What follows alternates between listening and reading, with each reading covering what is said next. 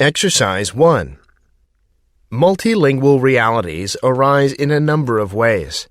Immigrants, whether settlers or invaders, bring languages into contact, and sometimes, as with imperialist and colonial expansion, it is unnecessary for many people to physically move. Their language may make its presence felt through military, religious, or economic force, requiring relatively small numbers of soldiers, merchants, bureaucrats, and missionaries. Some cultures have had more explicit policies here than have others, but all imperial powers have, directly or indirectly, made their languages attractive and sometimes necessary to conquered or colonized groups. The languages of expansionist regimes often become intertwined with pragmatic advantage and cultural prestige at a local level, and these factors often long outlive the original dominating influence.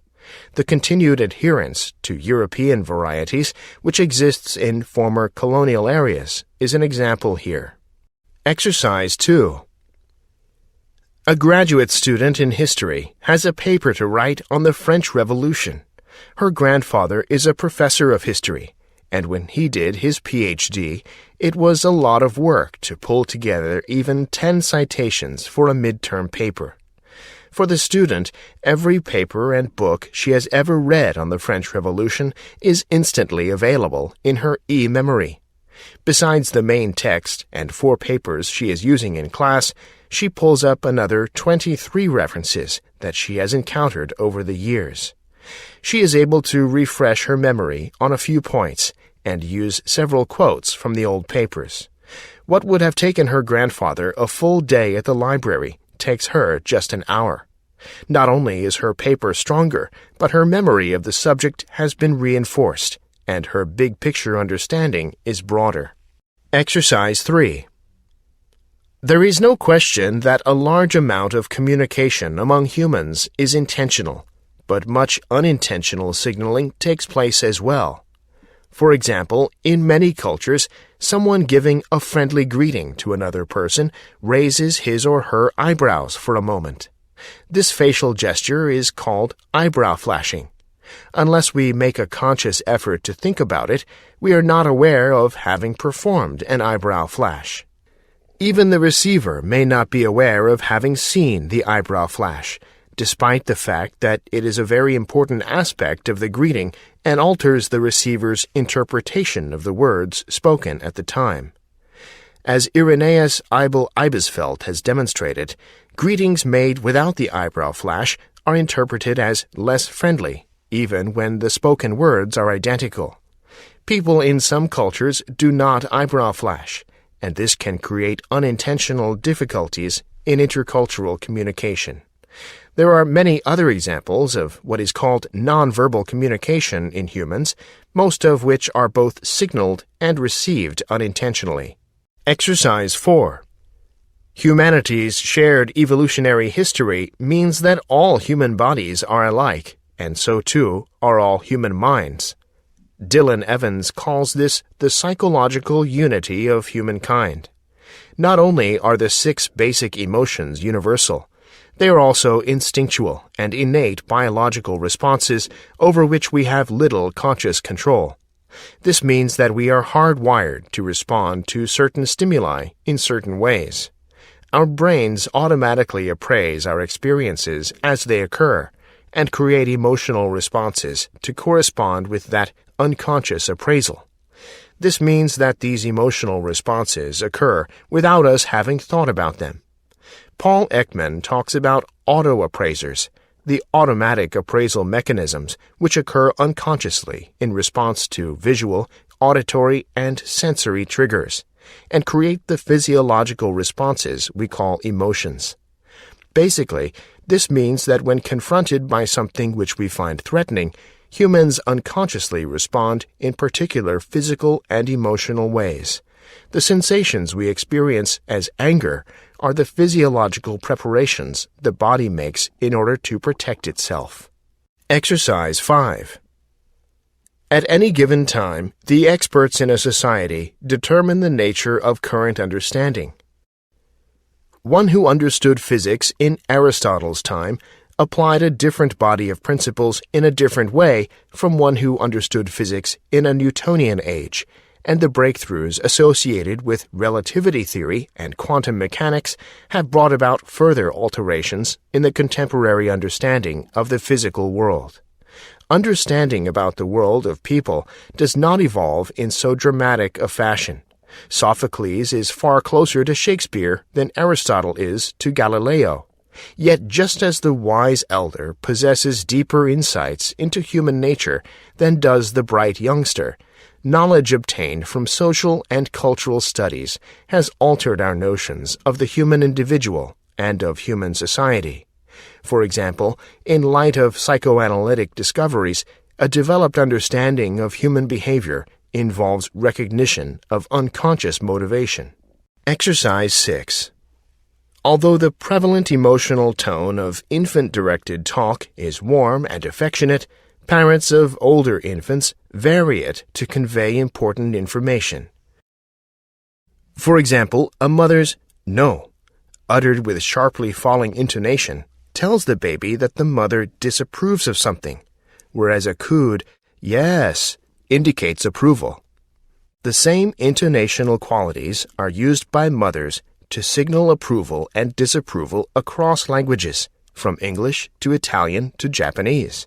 That infants use the intonation of their mother's messages to interpret meaning was clearly established by Anne Fernald in a series of clever experiments. In one, 8-month-old infants were presented with an attractive toy, and their mothers either said, "Yes, good boy," or "No, don't touch." Half the statements of each type were said in a cooing, encouraging tone of voice, and half were said in a sharp, prohibitive tone. The infants played with the toy more when their mother's tone of voice was encouraging, regardless of what she actually said. Exercise 7. What employees want is to be stretched beyond their day-to-day tasks. No matter how inexperienced people are, they need to be challenged to grow. Finding small ways to test their skills and expand their experiences helps people grow. In some companies, there are slack time lists that allow people to take on different tasks outside their everyday work when things are slow or they're waiting for direction. These tasks are important, but not urgent. It might be to build on a collection of data or research work, all things that you'd love to accomplish if only you had the time. This way, you can keep your staff productive when there are lulls in the schedule. Anybody can add to the slack time list. It simply needs to be approved by someone in authority to make sure the tasks are worth performing. Exercise 8. Our love affair with shopping began in ancient Rome, the city that became the center of the world's commerce. More than 1 million people lived in Rome by the 3rd century AD. In order to feed this unprecedented population, vast warehouses and markets were needed, such as the fruit and vegetable market at the Forum Holitorium and the cattle market at Forum Boarium. But the Romans were not satisfied with food alone. The specialist shops whose window displays catch our eye on Main Street or in the mall made their first appearance in Rome, where there were shops for books, for precious stones and furniture. Rome even had the first supermarkets, known as Horea. Many Romans lived in tabernae, consisting of 1 or 2 rooms which opened directly onto the street, and which, as well as homes, doubled as shops or workrooms. Indeed, look around the alleys and squares of old Rome today, and you will see that there are still many shops that open onto the street, often without glazing or doors, and which are sealed at night using shutters. Exercise 1. Social loafing is thought to occur because of a diffusion of responsibility in groups. When group members work together on a single task and it is difficult to determine who is working hard and who is not, responsibility for the outcome is diffused or shared over the entire group. Whether the outcome is considered a success or a failure, group members share the credit relatively equally. This decreases the incentive for any individual to work hard because there is only a loose connection between their individual effort and the outcome for the group. Extra effort may have little or no effect on the outcome for the group, and will have absolutely no effect on the credit for the outcome that an individual receives, as long as the individual appears to be trying hard. The result is a kind of free rider problem whereby each individual slacks off a little bit, and in the end, the performance of the entire group suffers. Exercise 2. Animals in the wild see humans as a threat and are usually fearful of human contact. This is an important survival instinct in animals, for whom staying away from humans is vital to their survival. In a captive setting where animals are dependent on humans for all their welfare and are exposed all day to hundreds of visitors, fear of humans over a prolonged period may be harmful to the animal's health and mental well-being. Long-term experience of fear may result in poor mental health, manifest in self-harm, conditioned helplessness, or displaced aggression on cage mates. A highly fearful animal will hide, become helpless and depressed, and may even sustain wounds through trying to escape from the contact with humans. Simple daily occurrences such as feeding and cleaning can be stressful for both the animal and the keeper. Exercise 3. Needless to say, an artist might clarify her feelings by just focusing on them mentally. That is, it is at least conceivable that one could get clear on one's emotional state simply by thinking about it. The emotion then would be clarified but not externalized. Yet, could an artwork exist entirely, so to speak, inside someone's head? This would appear to violate our ordinary understanding of art, which regards an artwork as a public affair. It would also seem inconsistent with the notion of expression, which fundamentally rests on the idea of something inside being brought outside. Thus, in order to block cases of completely mental artworks, the expression theorist should add that the process of the clarification and transmission of emotions should be secured by means of lines, shapes, colors, sounds, actions, and/or words. This guarantees that an artwork is, at least in principle, publicly accessible, that it is embodied in some publicly accessible medium. Exercise 4. The economy of life produces astonishing outcomes. Among these is sting-atotomy, the horrible process in which a stinging insect self-eviscerates, leaving its stinger embedded in the target's flesh. This suicidal behavior troubled Charles Darwin as he formulated his theory of natural selection. He pondered how killing oneself could promote passing fitness via descendants to future generations. An insect's self-evisceration could provide strong evidence against his theory. Amazingly, even though Gregor Mendel's genetics, much less the modern concept of DNA, were unknown to Darwin, he came up with essentially the correct answer. By facilitating the reproduction of your close relatives, mainly nestmates, your lineage would be passed down via relatives because of your selfless sacrifice. Sting-atotomy maximizes the pain and damage of a sting, thereby aiding in the defense of the colony against large predators. Exercise 5. What is the profile of our emotional life as we age?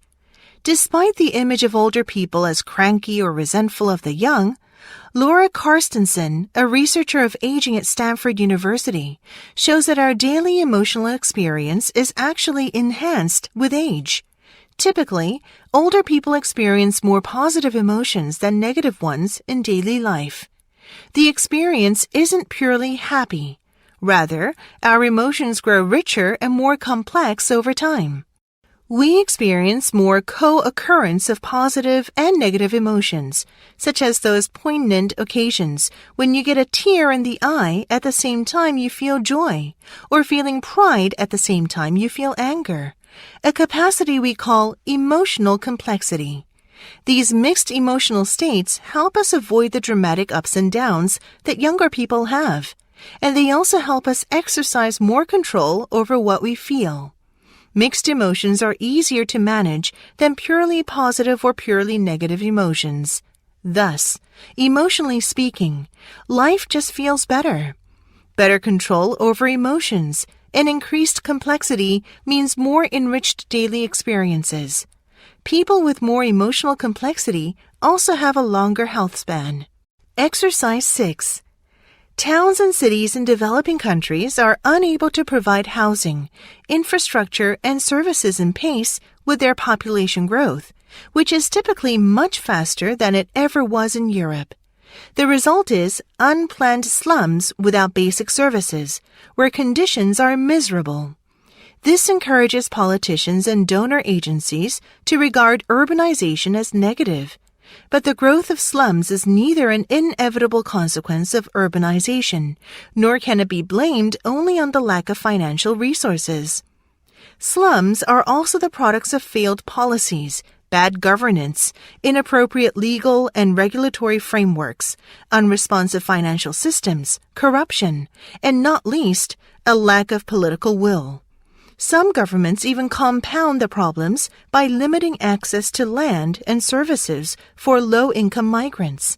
But policies focused on stopping migration or compelling people to leave urban areas, even though massive evictions, are useless.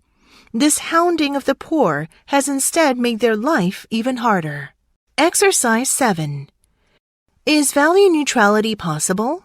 Many sociologists believe it is impossible to set aside personal values and retain complete objectivity.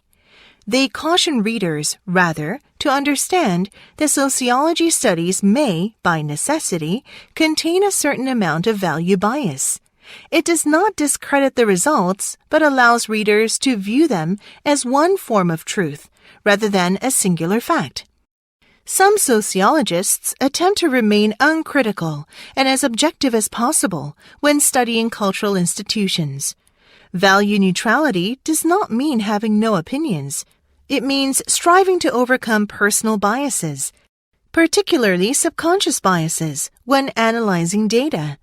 It means avoiding skewing data in order to match a predetermined outcome that aligns with a particular agenda, such as a political or moral point of view. Investigators are ethically obligated to report results, even when they contradict personal views, predicted outcomes, or widely accepted beliefs. Exercise 8. Technology does not exist in isolation. It emerges out of specific economic, social, and political contexts. But technological change can make certain things possible, or more or less likely. Technology was no threat to newspapers in the 1980s, when computer typesetting and direct input revolutionized the industry, transforming the economics in the direction of huge potential increases in profitability. That new technology era allowed for enormous growth in the size of newspapers, pagination, with the resultant potential for growing advertising revenues.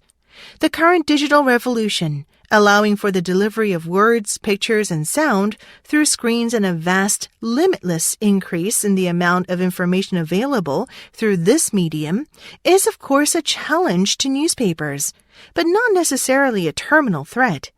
It is that challenge newspapers are addressing now in various ways, with varying investment and varying creativity and imagination. There is undoubtedly a lot of gloom to be found in newspaper offices these days, but that is not the whole story. It is also an exciting time for newspapers. Newspapers are not on death row. Exercise 1. Many people are uncomfortable about sharing their values. They view the individual as the sole judge of what is right and what is wrong. This thinking leads to a personal and situational view of ethics, namely, what I do is my own business. In this kind of culture, it is difficult to confront people when their values differ from those of the organization. In the book Habits of the Heart, Robert Bellah and his associates explore the dangers of rampant individualism in our society. They suggest that if individualism is America's greatest strength, it may also be its greatest weakness if taken too far. When self-interest asserts itself at the expense of the broader community, then it becomes a problem. Exercise 2. The division of the world into rich and poor paralleled the division of the world into coffee drinkers, overwhelmingly concentrated in the industrialized global north, and coffee workers even more concentrated in the predominantly agricultural and perpetually developing Global South. As the most valuable agricultural product of the world's poorest regions, coffee has played a central role in shaping this divide. In the last 150 years, coffee has become an exceptionally valuable commodity. Exports are now worth over $25 billion a year, and retail sales many times more. That is a virtual monopoly of the world's poorest nations.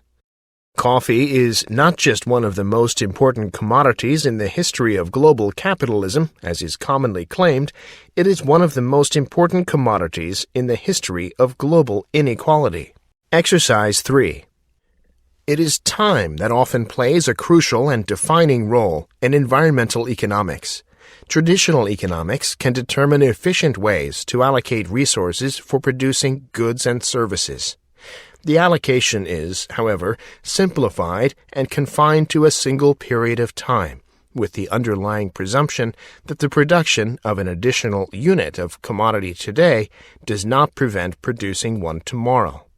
In the case of many environmental goods, allocation of resources over a long period is critical.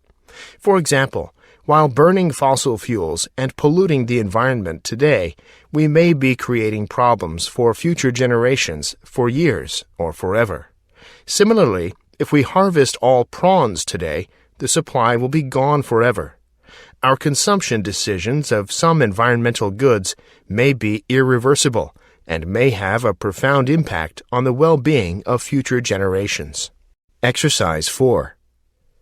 Reflecting on the extremely rare occasions in which we fundamentally reframe our understanding of the universe causes us to think carefully about the limits on the role of science.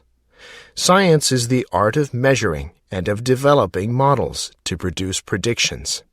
Discussions about scientific models often provoke deeper questions about why the universe is in the condition it is in. What actually is electrical charge? Why is there a gravitational pull between objects? Why do we have the particles we have and not others?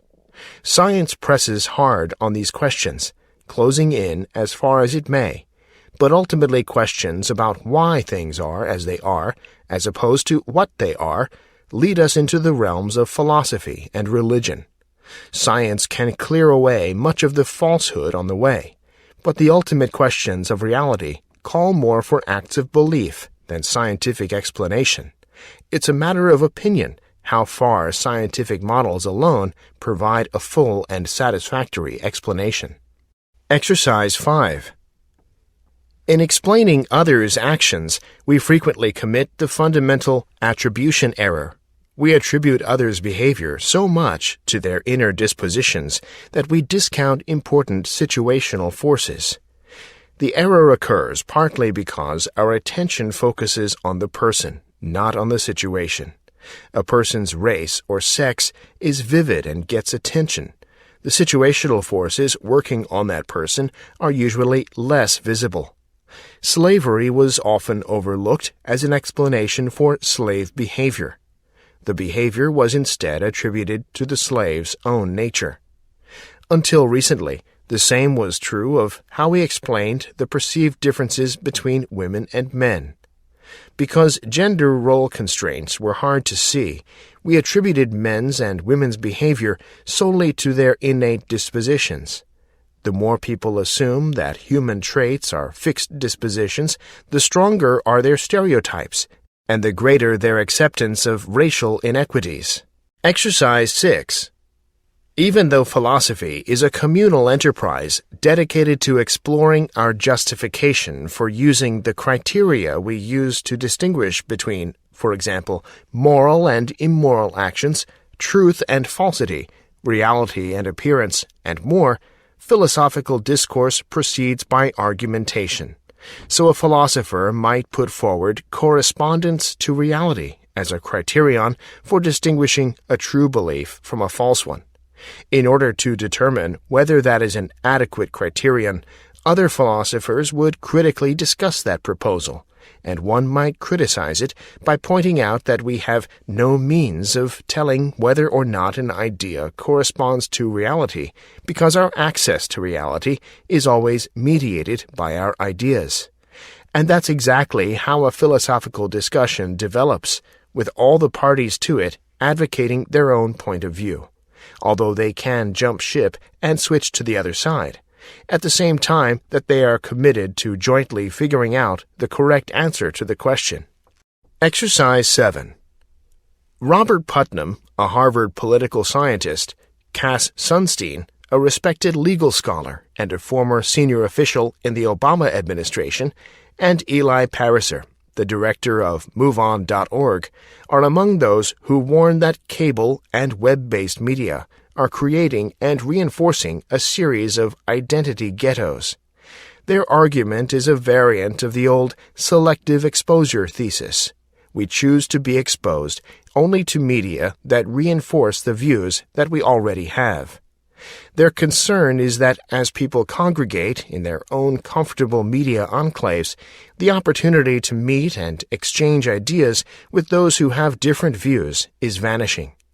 Political activists, hockey fans, and followers of every imaginable show, game, music video, or celebrity all gravitate not to great public spaces, but to the limited and protected confines of their own groups.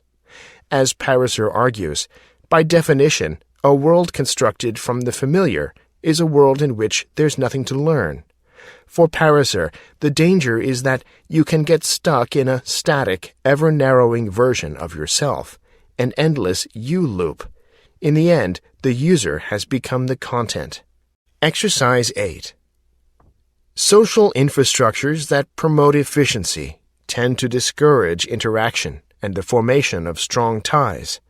One recent study, for instance, shows that a daycare center that encourages caregivers and parents to walk in and wait for their children, often inside the classroom and generally at the same time, fosters more social connections and supportive relationships than one where managers allow parents to come in on their own schedules and hurry through drop-off and pick-up so they can quickly return to their private lives.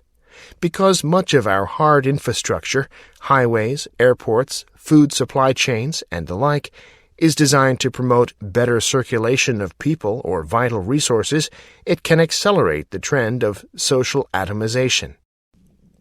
Think, for example, about the contrast between a village where everyone gets their water from the same well and a city where everyone gets their water from faucets in their private homes. Exercise 9. Learning to work with color has many similarities with learning how to cook. A good recipe is no guarantee of success, but the secret of a first-rate outcome is often in preparation. The cook must constantly sample, taste, and make adjustments. The colors in a scene can be thought of as the ingredients that make up the picture. Their arrangement and mixture will determine the final result. Two cooks can start off with the same ingredients, yet each produce a completed dish that tastes quite different from the other. Simply by making small changes in quantity, one of the ingredients will lose its identity, while another becomes more dominant. Cooking teaches that a successful meal involves more than reading a recipe. The same holds true for a photographer. Changes in color placement within a composition cause shifts in dominance, which can alter the entire feeling or mood of the picture. Also remember that properly presented food photographs show that the cook-photographer has thought about every stage of the dining visual experience and set the psychological stage for the diner's viewer's response. Exercise 10. In thinking about ancient foragers, modern models loom large. They are a lens through which the remains of ancient lives have been interpreted. This poses a methodological problem, for ancient and modern foragers are profoundly different. Despite these differences, we can use modern data to answer important questions about ancient lives. In favorable cases, we can correct for the differences between ancient and modern foraging worlds. In particular, in considering the cooperative foraging model of human life history, modern data offer a conservative test. The ancient to modern transition would tend to reduce the significance of a class of important features of ancient forager lifeways, ones that make cooperation more important. So if we still find those features playing a role in the lives of modern foragers, we can reasonably project them back onto the lives of ancient foragers. Exercise 11. It is entirely reasonable to suppose that religion, despite its flaws, has been one of the great humanizing movements of recent European history. It was religion, not secular thought, that advanced the view that nature is founded on a deep rationality. Among the greatest defenders of reason in philosophical thought were Anselm and Aquinas, who believed that since God created the universe through the Logos, the divine wisdom, the universe must be supremely rational.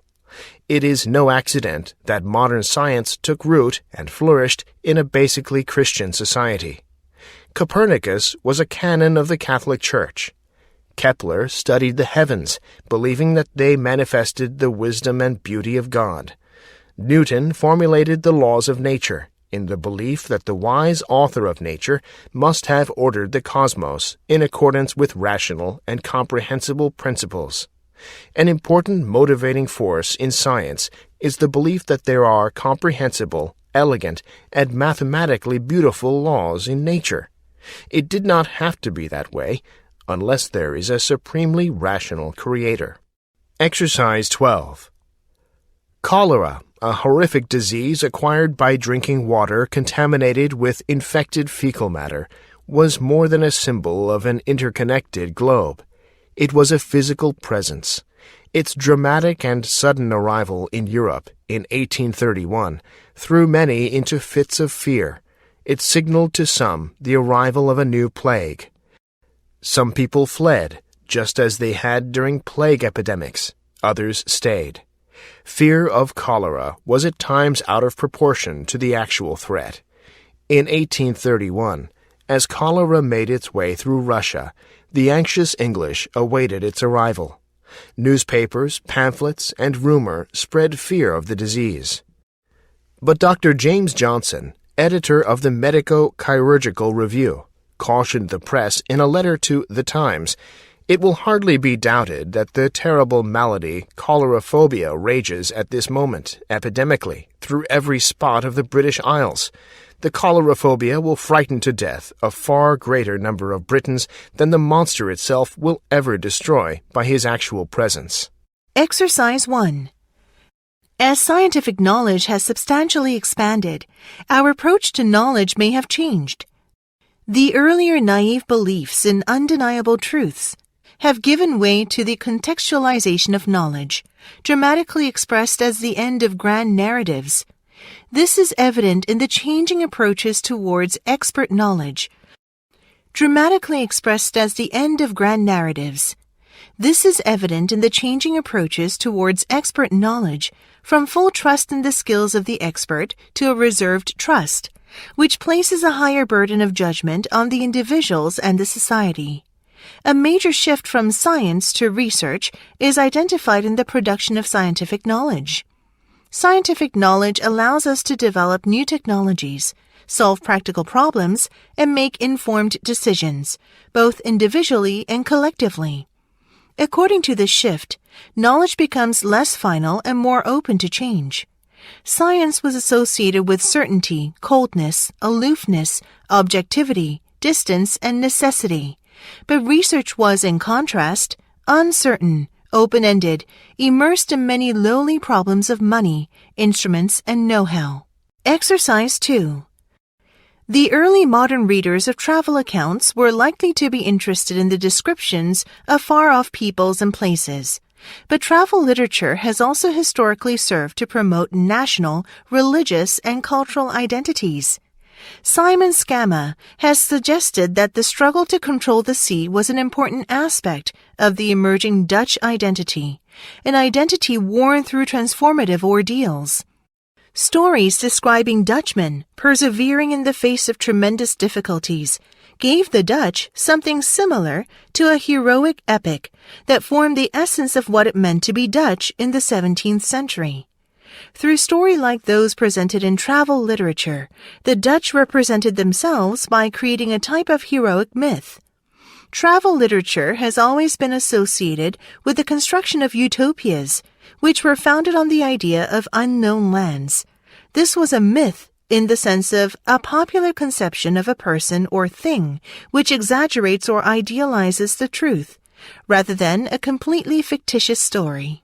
Exercise 3. You may notice that certain smells make it harder for your baby to come down and enter into a state of shared attention with you. If you're wearing a strong perfume or aftershave lotion, does he turn his head away when you approach him?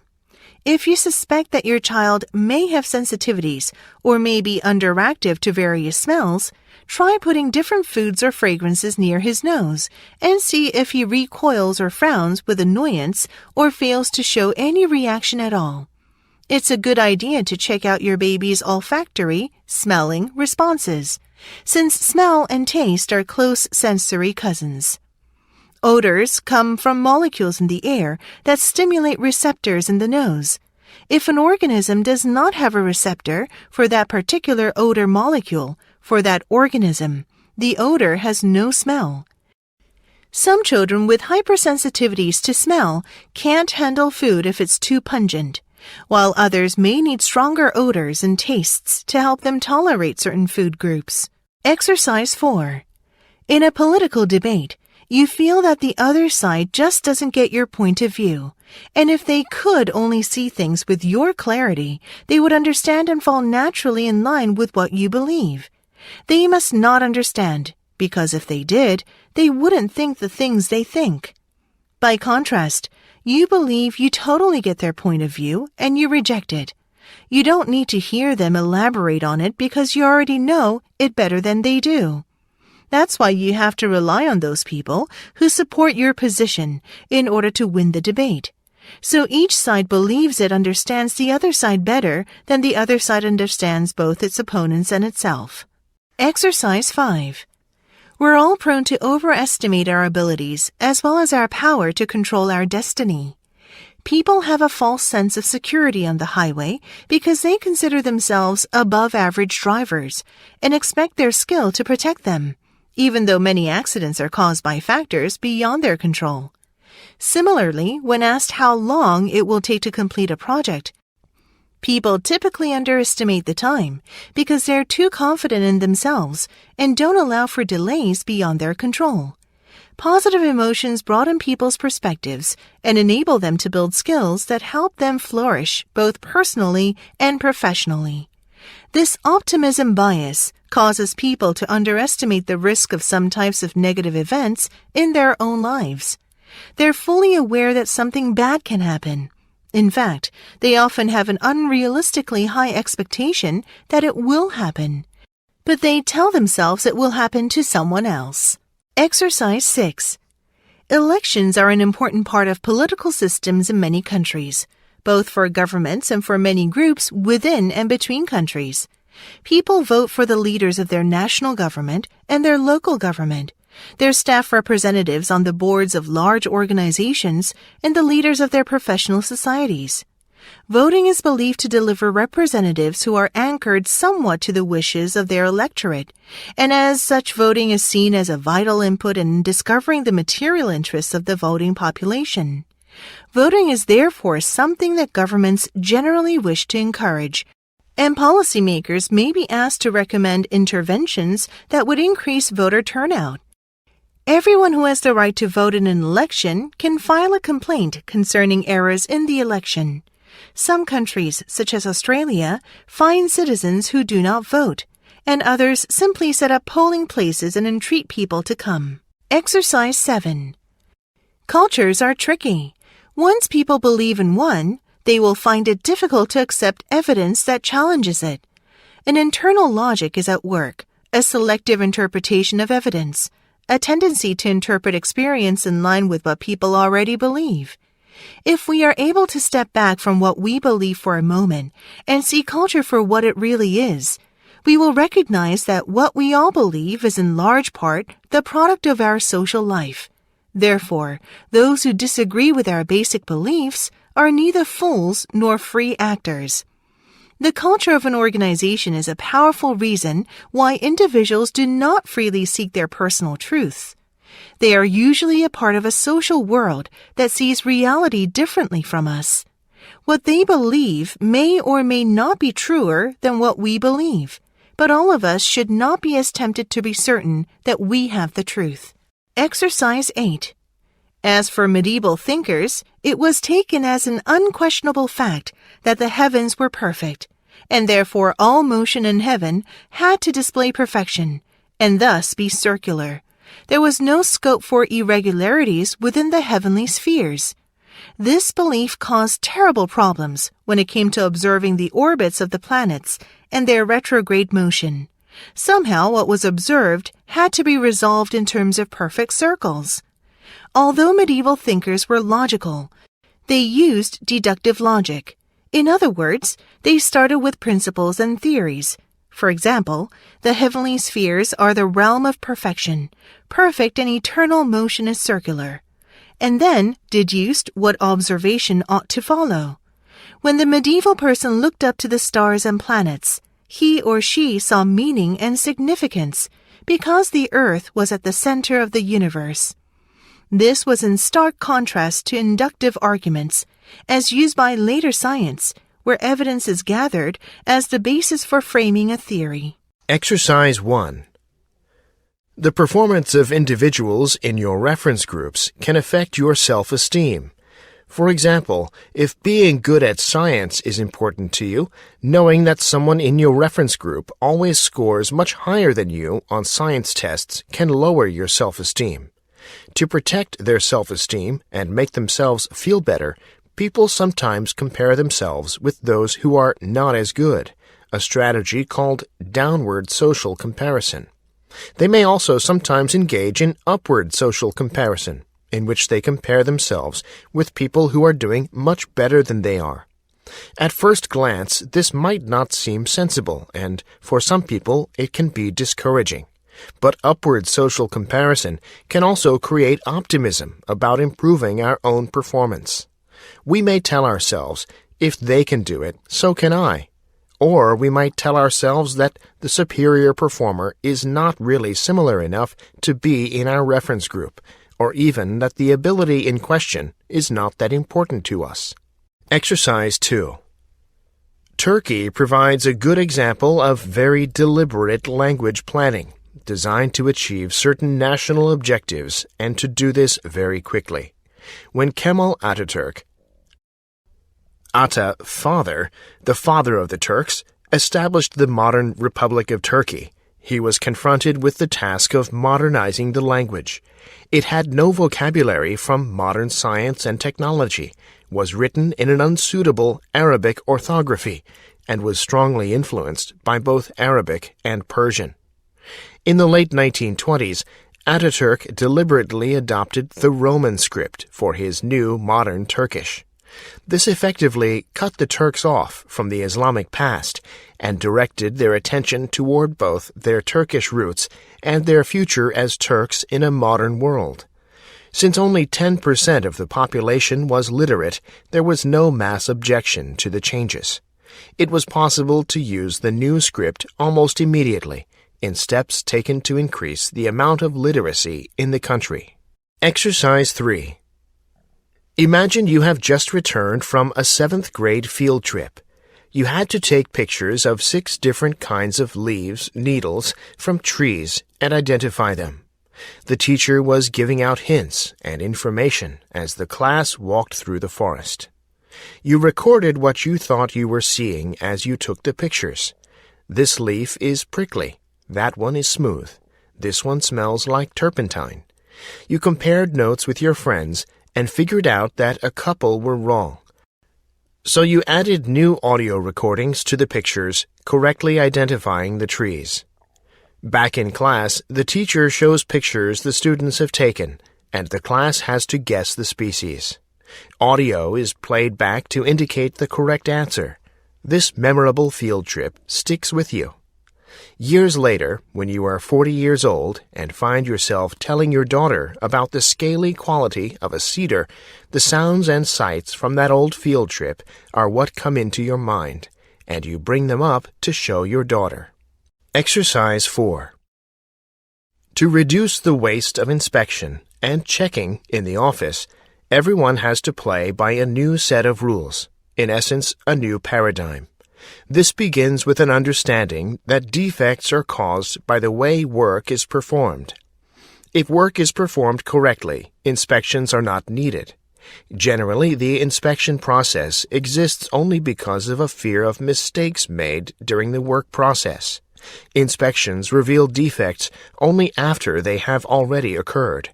Stated another way, inspections discover waste. The inspection process itself does not add value. In fact, it becomes another form of waste.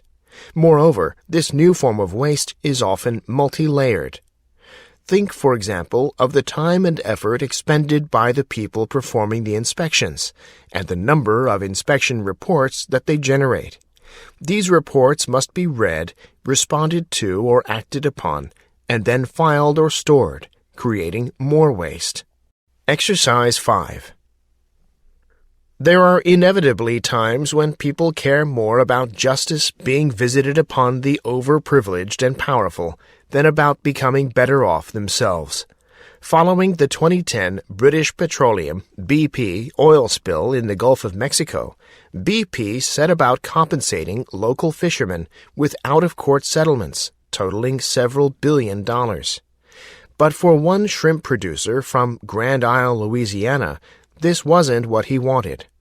"I want my day in court," he said. "If they can get off with just paying the money, well, they've got plenty of money. They're not really going to learn a lesson." Viewed unkindly, this is a demand for vengeance. More sympathetically, it shows that principles of justice and fair punishment are as valid within the economy as anywhere else and cannot be balanced using money alone. Either way, this fisherman was expressing something that is incomprehensible from the rationalist perspective of economics. It is a demand that English political philosopher Thomas Hobbes would have understood, that the force of the law should apply to all equally, but which an increasingly technocratic governing class often can't. Exercise 6.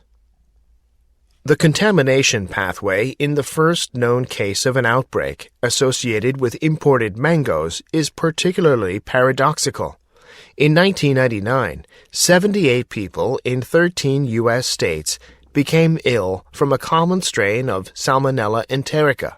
15 patients were hospitalized and 2 died. Investigators traced the mangoes back to a farm in Brazil. They discovered that, surprisingly, no Europeans who had consumed mangoes from the same farm were affected. Investigators deduced that the mangoes destined for the U.S.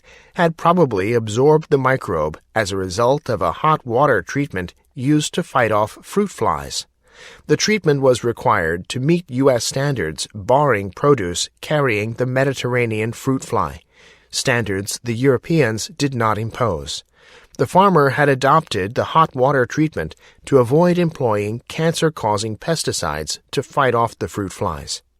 But investigators discovered that dipping the mangoes in hot water, then submerging them in cool water before packing, initiated a process in which gases inside the fruit contracted, drawing in contaminated water. So steps that the farmer had taken to clear the mangoes of insects without using carcinogens had ultimately provided an entree for the pathogen. Exercise 7. Increasing urbanization, particularly in the developing world, complicates the issue of secure and inexpensive food supplies. Urbanization increases the demand for surplus food production from the countryside, and consequently the pressure on rural areas to produce more. To avoid high food prices and urban unrest, most governments subsidize food prices. This has been true throughout history. Unfortunately, cheap food leads to the impoverishment of rural populations, as well as to environmental degradation. Historically, the initial response to agricultural development has been a dramatic reduction in rural populations through migrations to cities, a process that poses huge risks of social unrest in countries like China. While this transition took a century or more in developed countries, it is happening much faster in many developing countries. Recently, it has become apparent that market prices for agricultural goods can no longer support rural populations. This problem is accentuated as rural populations see the standard of living of urban populations rising and wish to emulate it. Exercise 8. In 1994, the small desert village of Sefidabeh in southeastern Iran was utterly destroyed by an earthquake. The curious thing was that Sefidabeh is exceedingly remote, one of the few stops on a long trade route to the Indian Ocean. It's the only settlement for 100 kilometers in any direction. And yet the earthquake seemed to target the village with unusual precision. It turns out that Sefidabeh had been built right on top of a thrust fault, lying far underground. The fault was so deep that it had created no obvious signs of its existence on the surface, such as a telltale scarp, and so hadn't been previously identified by geologists.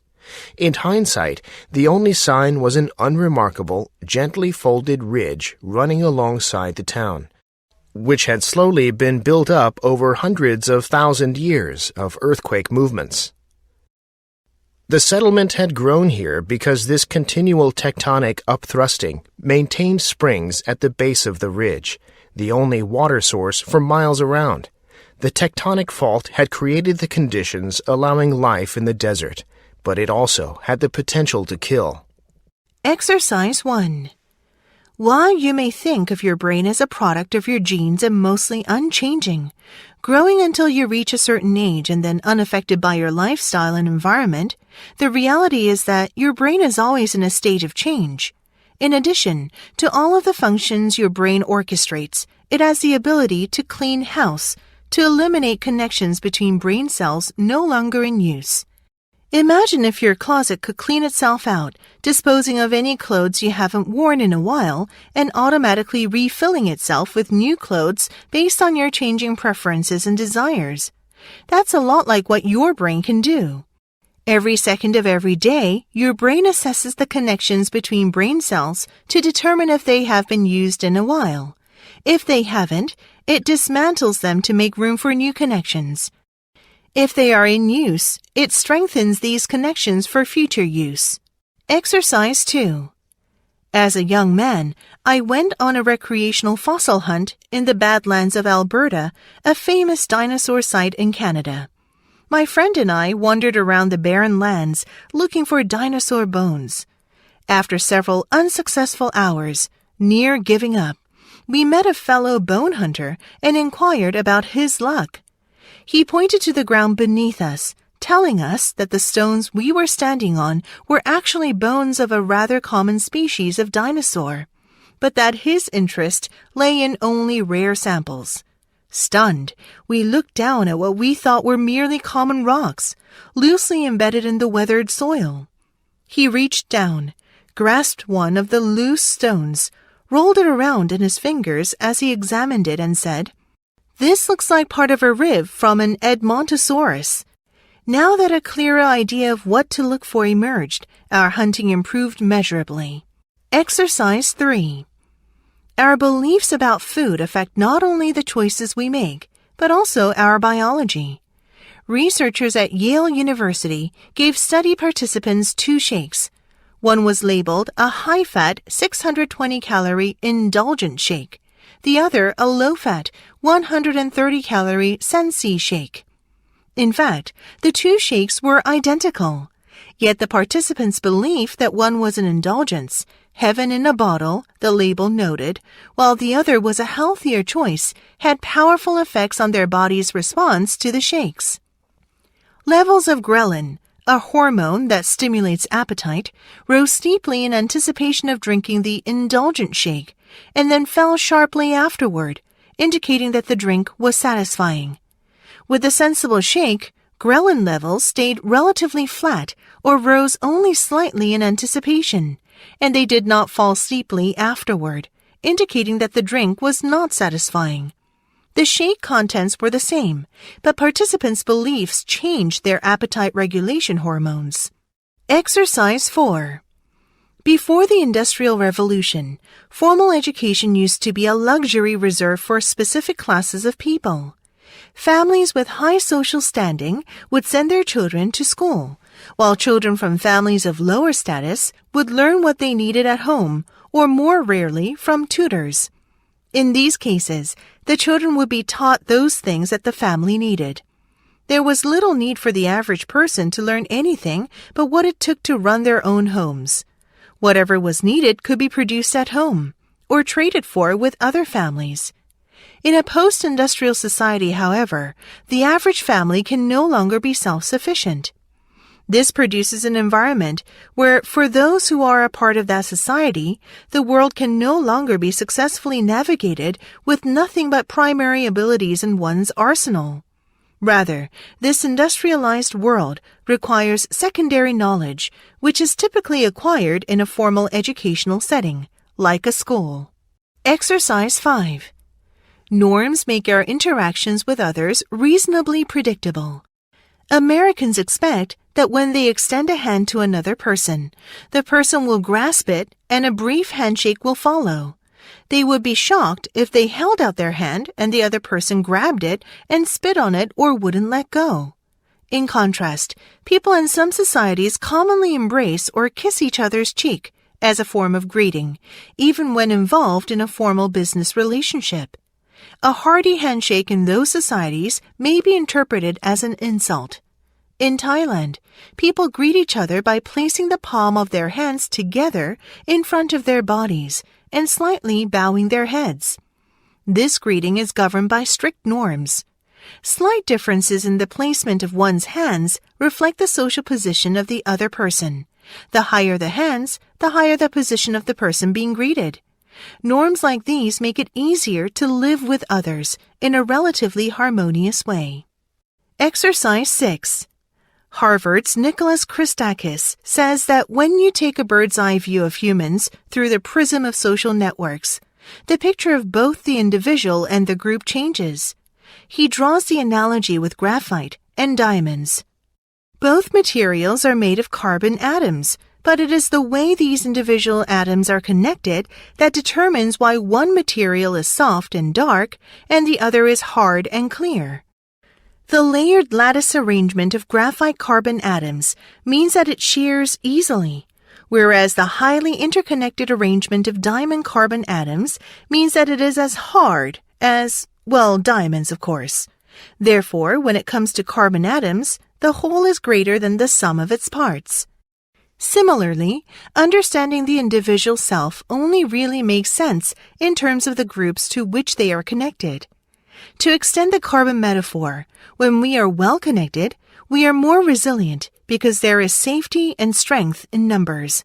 Alone, we are more vulnerable and weaker. Exercise 7.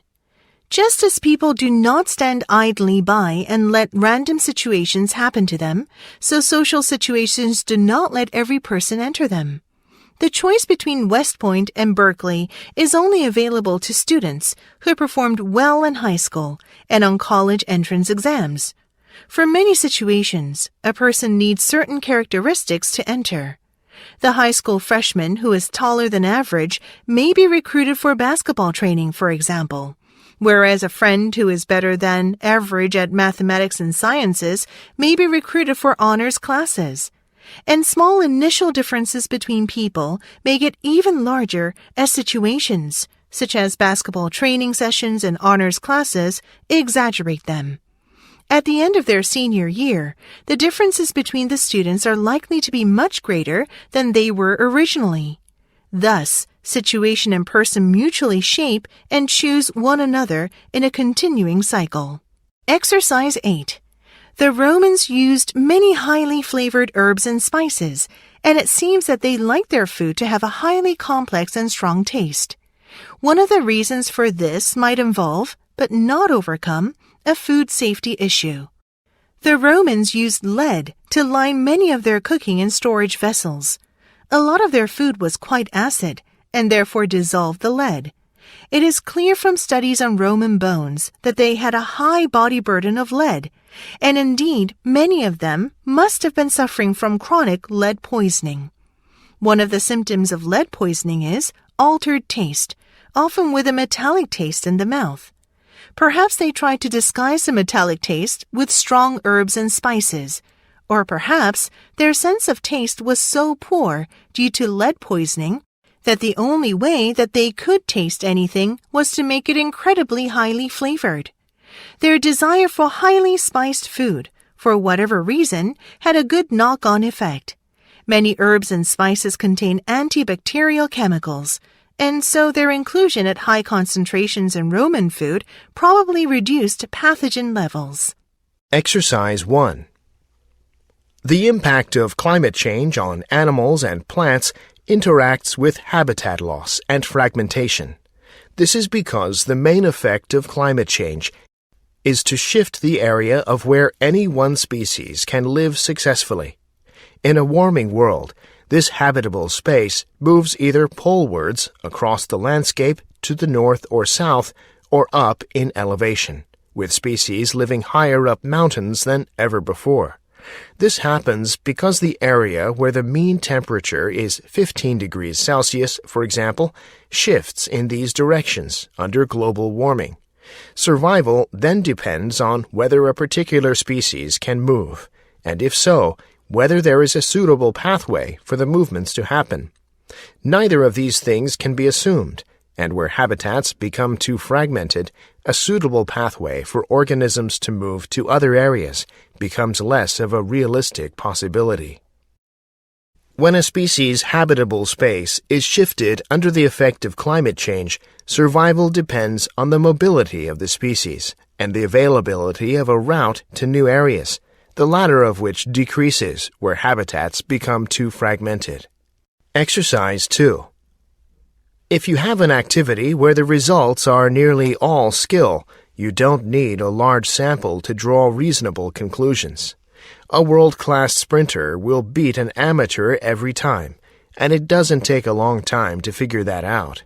But as you move toward the luck side, on the skill-luck continuum, you need an ever larger sample to understand the contributions of skill, the causal factors, and luck. In a game of poker, a lucky amateur may beat a pro in a few hands, but the pro's edge would become clear as they played more hands. If finding skill is like finding gold, the skill side of the continuum is like walking into Fort Knox, where the U.S. gold reserves are housed. The gold is right there for you to see. The luck side of the continuum is similar to the tedious work of panning for gold in the American River in California. You have to do a lot of sifting if you want to find the nuggets of gold. When we try to understand the outcomes of an event on the skill versus luck continuum, the more extensive sample size is required for events on the luck side since the outcomes are less predictable. Exercise 3. A paradox of human culture is that many of the technological and biomedical breakthroughs that revolutionized how and how long we live have been strongly opposed at their inception. This is true not only of those who may not understand the science behind each breakthrough, but of scientists, a fact alluded to by the physicist Max Planck. A new scientific truth does not triumph by convincing its opponents and making them see the light, but rather because its opponents eventually die, and a new generation grows up that is familiar with it. Most of us are alive today only because we have benefited from the innumerous advances in public health and medicine over the last century, from vaccines and antibiotics to modern surgical techniques and cancer therapies. Yet most transformative biomedical advances have met with significant resistance, from vaccines to organ transplants and in vitro fertilization, and today the same holds true for stem cell research. Technological and biomedical advancements, when introduced initially, have encountered strong opposition, not only from lay people, but even from scientists, but they have eventually been accepted as the generational shift of a society takes place. Exercise 4. Finding themselves existentially homeless in the real world, many have found the experience of community online, especially in the form of social networks. The influence of online communities has drastically increased with the ubiquity of digital connectivity afforded by smartphones. The logic of modern technology drives addiction to digital distraction, such that our immediate concerns are often ignored for the sake of minor matters that are magnified in importance. A state of semi-distractedness seems to permeate most of our existence within the digital 21st century. True individual character is vanishing because we are expected to flexibly redefine ourselves to consistently changing conditions. Mediated and representational existence contributes to the perceived flatness of reality by creating a numbness in the soul, which makes it difficult to perceive the differences of quality and gravitas between experiences. Absorbed in online communities, people are liable to dismiss their real-world problems and lose their individuality, as well as fail to recognize reality as it is. Exercises 1 through 2. In the Bavarian town where my grandfather lived, people often had difficulties in sleeping and woke up from nightmares, which made them dread falling asleep again. The cause of this widespread suffering was common knowledge, a witch-like being with hairy hands and feet called the Trud. In the night, while you sleep, she would sit on your chest so heavily that you could barely breathe. She particularly liked to plague pregnant women and deer. In Bavaria and Austria, there was an elaborate folklore of stories about men and women suffering the torments of the Trud, some even being killed by suffocation. As with other folklore, it was hard to refute the reality of the Trud, since so many adults had encountered her. Rational arguments against her existence proved ineffective or were thrust aside. All that changed during World War II, when soldiers were put up in towns all across Bavaria. They took quarter in farmhouses and shared meals with the host family and their servants. Over dinner, some farmer complained about waking up in the night out of breath because the Trud was, once again, sitting on his chest. The soldiers at the table had never heard of the Trud before and began to chuckle. The locals insisted on the truth of their story, but the soldiers responded with bursts of laughter. After a few outbursts, the embarrassed locals stopped talking about the Trud for fear of being ridiculed. The silent farmers may have continued to believe in her existence, but the fact that they no longer dared to tell the stories in public erased the Trud from the collective memory of the following generations. Today, few in Bavaria have heard of the Trud, and nightmares are attributed to other causes. Exercises 3 through 4. Because children are regarded as a fulfilling experience, not a source of honor, service, or family continuity, modern people are often satisfied with one or two. Of course, this decision may represent a compromise with the career goals of the parents, something that was rarely a consideration when the mother stayed at home. But there is also the sense that one or two children are sufficient to provide the fulfilling experience of parenthood. This evolving attitude toward parenthood also changes the basic way that parents relate to their children. Rather than being a means of continuing the family or serving the regime, the act of parenting and the resulting emotional bond with the child is regarded as a valuable experience in its own right. While the results of parental upbringing continue to matter in the new morality, the experience itself matters to an equal or greater extent. The conflict that many people experience between parenting and career fulfillment stems from combining this emerging attitude toward parenting as an experience with the increasing recognition that all people are entitled to fulfill themselves through their occupational careers. For women, it often means that they want to spend less time with their children than their pre-modern predecessors, while for men it means that they want to spend more time. Both dilemmas, combined with the emphasis on parenting as an experience, led to the uniquely modern notion of quality time. Exercises 5 through 6. There is a common view that farm animals would not even exist unless we bred them. Better for them to lead a confined life than no life at all. It is commonly asserted that animals like cows, pigs, sheep, goats, chickens, ducks, and geese benefit merely by being allowed to exist. The British philosopher and fox hunting enthusiast Roger Scruton, for example, makes the curious argument that young animals have been slaughtered without compunction from the beginning of history, as if slavery and racism and the abuse of women were not also practiced from the beginning of history. Since when does the practice of something over time confer moral rectitude? He goes on to say, most of the animals which graze in our fields are there because we eat them.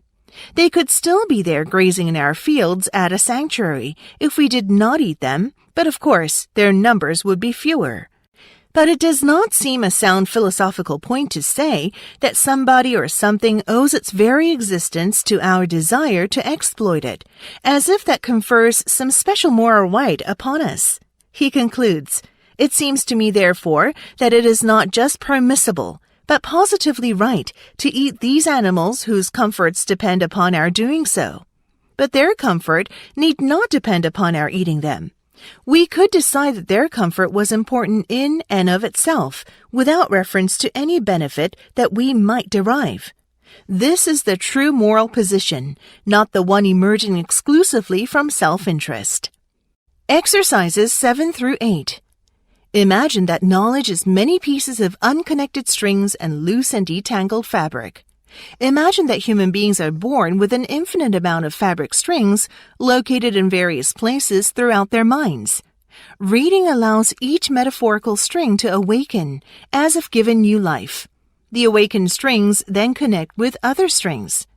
As the connections continue, they also blossom with unimaginable color, hence creating a glorious cognitive tapestry. Accordingly, people that do not read develop tapestries that are one-dimensional and devoid of color. This occurs because their strings are only affected by everyday life experiences. They become a blank slate, enslaved and limited to the ordinary observations of their local surroundings. They become trapped by the people, buildings, and cultural rites into which they were born. They cannot see outside of themselves. The non-reader's world is thereby limited to only what they physically experience firsthand. Surroundings become the master of the non-reader because it is the non-reader's only link to what is within reach. Conversely, the reader's tapestry is permeated with texture and volume because the reader's everyday experiences are only a minute segmentation of what has been learned. Learning for the reader is not limited to what can be seen, but to what can be conjured in the realm of imagination. The reader learns from what is mindfully and emotionally absorbed. Like the elegant frescoes of Michelangelo and Bramante, the strings of the reader create a lasting and extraordinary effect that carries with them the ability to change the world. They are not restricted to a given street corner or attached to a specific country hillside, for the reader can skip through time, dance through galaxies, and stroll through places unvisited. Altogether, the great reader's tapestry expands with every new book until knowledge spills over into an unquenchable thirst for more new information. Exercises 1 through 3. Karen was working in a small corporation. It was a cozy work environment, and everybody knew everybody else. She liked her job and was fortunate to work under the supervision of an easygoing supervisor who trusted her and allowed her enough space to fulfill her tasks with pleasure. However, not everyone was as fortunate as Karen. Linda, one of her oldest colleagues, had been transferred to a department that was known as the drill station. A few years ago, the department where Karen, Linda, and other coworkers had spent many fun experiences together had to be closed, and some people were placed in different departments. Linda was transferred to this central office, where a team of haughty supervisors was demanding tasks to be fulfilled in near impossible times. The few times that Karen visited Linda at her new workstation, she could tell that her old friend was overworked and stressed out. On a sunny Monday morning, Karen spontaneously decided to pick a rose from her garden and take it to her old colleague Linda. She was hoping to unexpectedly brighten her old friend's day. She entered the office and said, "Here, Linda, for a wonderful woman who deserves to receive this token of appreciation. This is for all the things you are and all that you do." Karen soon found that she had greatly underestimated the effect of her gesture. She saw her friend's eyes tearing up and realized that she could not have done anything better on this particular day. Several months later, Karen had to run an errand near Linda's workstation, and her old friend gestured her to come closer. Linda proudly pointed to a dried rose that was decorating her desk. It was the same rose Karen had offered her a while ago. She said, "I wanted to thank you again, Karen. I kept your rose because it makes me realize that there are people who appreciate me for who I am and what I do, and it helps me through difficult days here at work." This was the moment when Karen realized the importance of giving unexpectedly. Exercises 4 through 6. Douglas Maurer, a young teenager from a small town in Missouri, had been feeling ill for several days. His temperature was stuck at 103 degrees, and he was suffering from flu-like symptoms. His parents finally took him to a hospital, where blood tests revealed one of the most agonizing reports that any parent can receive. Douglas had leukemia. During the next 48 hours, the youngster endured many tests and chemotherapy. His mother stayed at his bedside for 5 days. His doctor was quite frank.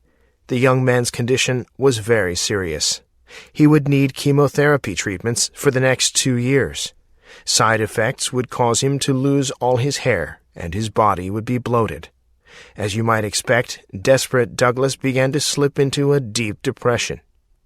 A friend stopped by the Bricks flower shop in St. Louis to purchase a unique floral arrangement for Douglas.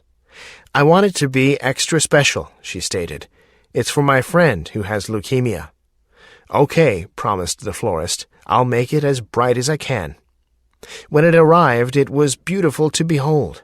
Douglas opened the card from his well-wisher, read it, and offered a polite word of thanks. Then his eyes spotted a second envelope. Where did it come from? He carefully opened it and read, "Douglas, I work at Bricks Flower Shop. I took this order. I had leukemia when I was 7 years old. I'm now 22. My heart goes out to you. God bless you, Laura." The youth's face lit up. His mother declared, for the first time since he started his treatment, he has received some hope. A simple card from someone he'd never met gave him a ray of hope that he, too, could win the battle. Often it is the little extra things we do that make such a difference. Loving actions, encouraging words, a note of hope. Exercises 7 through 9. Sam was an 8-year-old boy who was known as a behavior nightmare. He was commonly referred to by teachers, parents, and students alike as a bully and deviant. His English was poor and his schoolwork terrible. He was a big boy for his age and had very little parental support or guidance. His grade 2 teacher despaired of him, and in many ways was even afraid of him. She would start each day expecting trouble and knew she would have to punish him in some way for his unruly behavior. Sam was beginning to be her worst nightmare. Being a very professional and caring teacher, she struggled with Sam for half the year, but finally broke down and demanded the principal do something about him. While discussing the situation with the principal, she drew on her past experience and training. She suggested placing him under in-school isolation, developing an individual behavioral management program for him, getting some medical tests, and, if all else failed, expelling him on the grounds that he was a danger to others in his class. She claimed that if action was not taken, she would consider resigning. The principal asked her not to resign for at least 6 months and took a measure that nobody expected. She immediately promoted Sam to grade 4. The result was nothing less than astounding. In his new environment, Sam was with students that he admired. There was no one smaller around for him to bully. Most important, the teacher and students had entirely different expectations of his behavior. These expectations were reflected in the classroom structures, rules and resources, and norms. Because Sam was experiencing difficulty with classwork at his new level, the principal also asked his previous teacher if she would help him with his reading at the homework center. Now, the special treatment he received was not brought on by his attention-seeking, negative behavior, but by his need to learn to read. The teacher was able to see Sam in an entirely new light. Through being able to teach him to read, she also restored her own self-confidence. Exercises 10 through 12. When I was young, I longed to own my own pony, but it wasn't to happen until I was in my 20s. However, children and animals have a special bond if they love each other, and I wasn't short on opportunities to learn this. My dad knew a man who lived about 10 miles from us. He always had a pony or two around the place and would let me ride a little pony of his called Jigsaw. He was very pretty, quite small, but very strong and lively. I loved him, and we certainly bonded, but I'd only been going to ride him for a couple of weeks when his owner rang with some sad news. Jigsaw had broken out of his paddock and vanished. It was very odd that a pony would run away from his secure home, but it seemed as if he had. I persuaded my dad to drive me around in the car near to where Jigsaw lived, in the hopes that we'd come across him, but we didn't. The police were informed, but nobody came forward to say they'd found him. It was a mystery. A few days later, I was out walking and passed by a yard behind a cafe, about half a mile from where I lived. Through the open gateway, I could see a man trying to corner a pony. I couldn't believe my eyes. It was Jigsaw. The man saw me looking and called out to ask if I knew of anyone who'd lost a pony. Even he couldn't believe it when I told him the pony had come from the town 10 miles away. To get to this place, he'd had to cross 2 major roads and make his way through acres of woodland and farms. The fact that he'd ended up in my backyard without anyone seeing him was really odd. Although he'd been acting wild with the man who was trying to catch him, he calmed immediately as I walked up to him and tamely allowed me to put a halter on him. Why did he run away? How did he end up there? Had he been trying to find me? I really think he had.